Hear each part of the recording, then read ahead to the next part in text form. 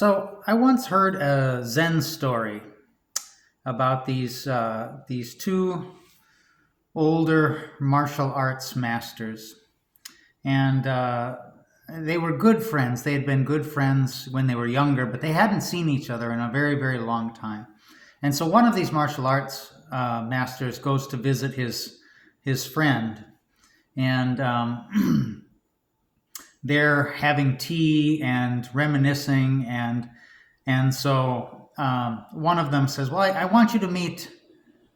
I want you to meet my boys, my children, and I want you to see how they've been trained in the martial arts." And so he puts a vase above the door, and he calls the youngest son in first. And the youngest son walks through the door. The vase falls on his head, bonks him on the head. But before it hits the ground, the youngest son draws his sword. He slices the vase in two. And then the master calls his middle son. He puts another vase up on the door. And the middle son comes through the door. The vase falls, but this time the middle son, he's able to notice it before it hits him, and he's able to step out of the way. He catches it with one hand. He hands it back to his father. The old man puts the vase up on the door again, and this time he calls his oldest son. The oldest son approaches the door. But as he approaches the door, he sticks his hand through the door, reaches up, grabs the vase, and walks through the door with the vase and hands the vase to his father. So it's a Zen story about noticing problems before they start, about being mindful of your surroundings. And the youngest martial artist, of course, was not at that point yet, and the older one was able to read the situation. So today's gospel has Jesus saying to his disciples, you've heard it said, "You shall not kill, or you will be liable to judgment. But I tell you that you should not even be angry with your brother, or you will be liable to judgment." Don't use a term of contempt, "You fool," with your brother. Or you will be liable to fiery Gehenna, as it says.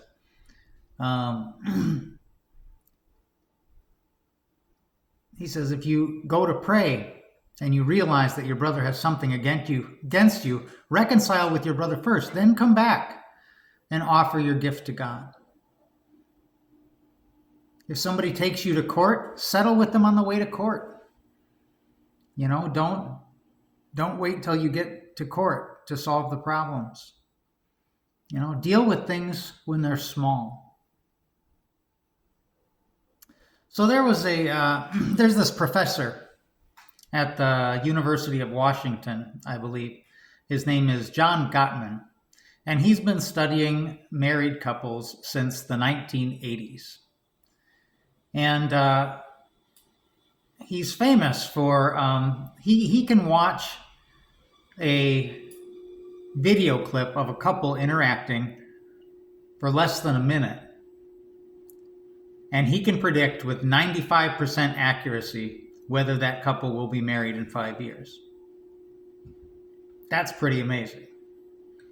But there's a method to how he does it. He's got this long list of things to look for.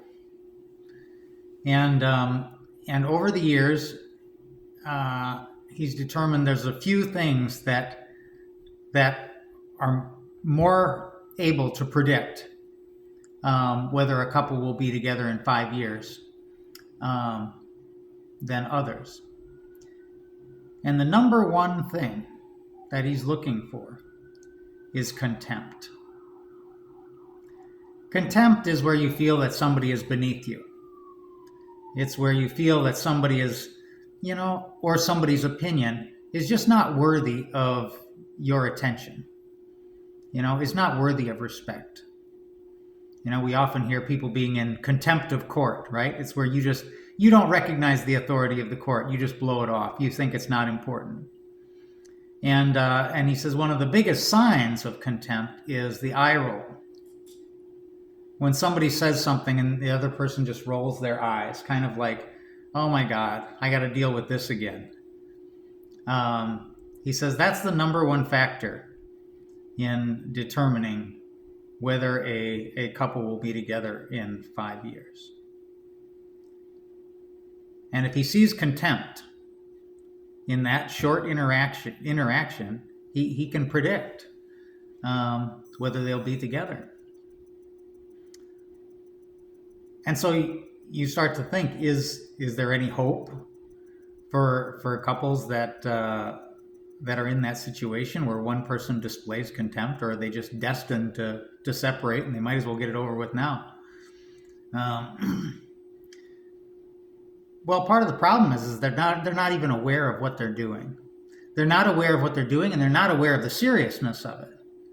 When somebody rolls their eyes, they're not aware of the seriousness of that emotion of contempt.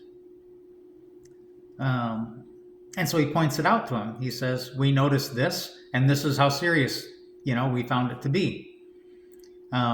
Do with that information what you want.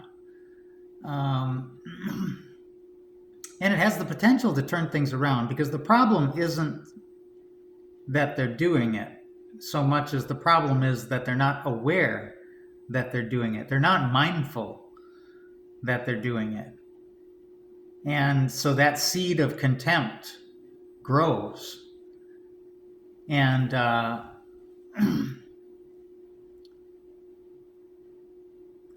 Carl Jung said one time, he said, until you make the unconscious conscious, it will run your life and you will call it fate. Until you make the unconscious conscious, it will rule your life and you will call it fate.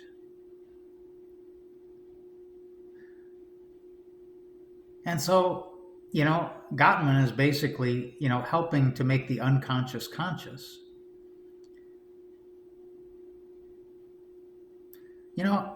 I've kind of been experimenting with a practice that I've come across recently about being mindful with negative emotions. And I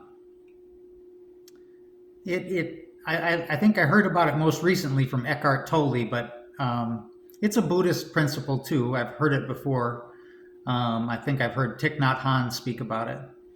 But it's about just being aware of your emotions, because something happens when you are aware of your emotions. When you're not just on automatic pilot. Eckhart Tolle talks about the moment in his life where he felt like, he became conscious. And he said he was about ready to kill himself. He was suffering so bad, mentally and emotionally. And the thought popped into his head, I can't live with myself anymore. And at that moment, there was something that broke. He realized when he said, I can't live with myself anymore, that there were two people involved in that. There was the I, and there was the self that the I could not live with. And up until that moment, those two were identified as one. But the moment they became separated, the I, or the true self, and the self he couldn't live with, when they became separated, the self that he couldn't live with had less power over him. And I think I've heard Thich Nhat Hanh say similar things, that, when you're angry, just saying, I am angry, I am experiencing this emotion of anger, it separates the you from the emotion. And when you do that, that emotion then isn't running your life. It's not unconscious anymore. And so I think Jesus is telling his disciples, be aware of your emotions. They lead to other things. There's a quote that I'll end with. It says, beware your thoughts, for your thoughts become your actions. Your actions become your habits. Your habits become your character. And your character becomes your destiny.